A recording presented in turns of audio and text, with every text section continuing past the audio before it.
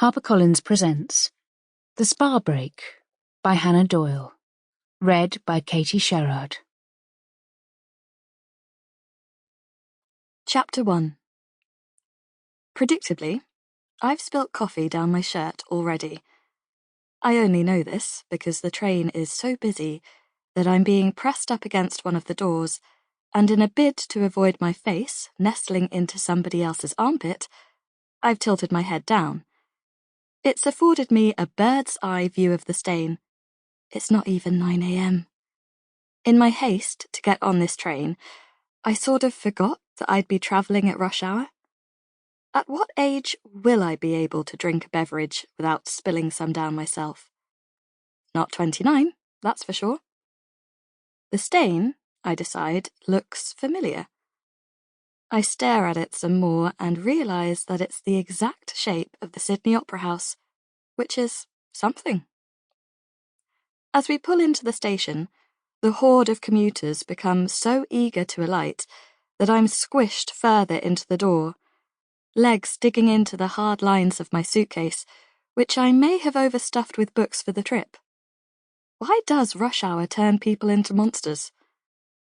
After a tediously long wait, the train doors slide open and I am unceremoniously popped out onto the platform like a slice of hot toast, a tangle of limbs and luggage. "Sorry," I call, pausing to rub my sore legs as people in suits sidestep my case with varying degrees of irritation across their faces. In hindsight, did I really need to wake up before dawn to catch the first train up to Newcastle? Probably not.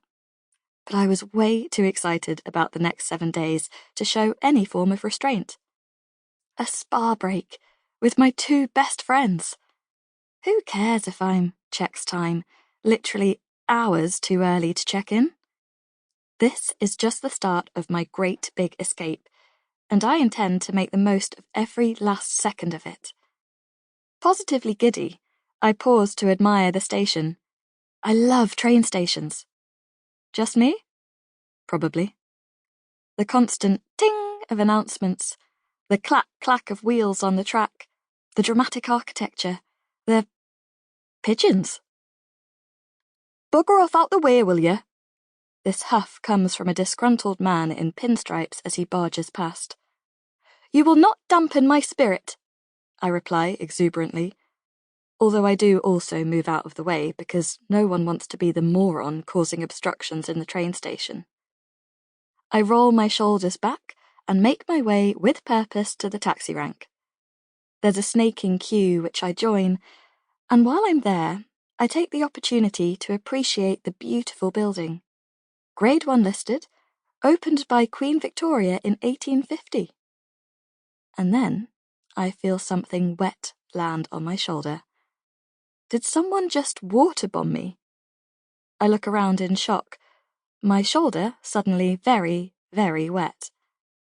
No one looks suspicious, and I look up to see it's not raining. But there is a shady-looking pigeon flying overhead, and I don't like the cut of his jib. On inspection, the wet patch is, indeed, bird poo. I glare at the pigeon, who, unbothered by my menacing gaze, has now landed and started to peck at a pile of dried vomit. Thankfully, the queue moves quickly and I'm soon being beckoned into a shiny blue car by a man in a baseball cap shouting, "I'll read pet," in my direction. "Hello," I say cheerily, as I slide into the back seat. "Just watch that seat," he cautions, pointing. "Me last punters were mortal." I follow his gaze to yet another wet patch, this time on the seat next to mine. Today is shaping up to be a total stain fest. Mortal as in human beings? I'm confused. "Totally steaming drunk," he explains. "I picked them up after they gandun tune." So that is... My eyes track nervously back to the wet patch. "Puke," he confirms, cheerfully. "Don't you worry, pet. I've had the bleach on it, good as new, but still a bit wet, so you better be staying over that side. I'm Carl. Where are we going today, pet?" For the brief Sample complete. Ready to continue?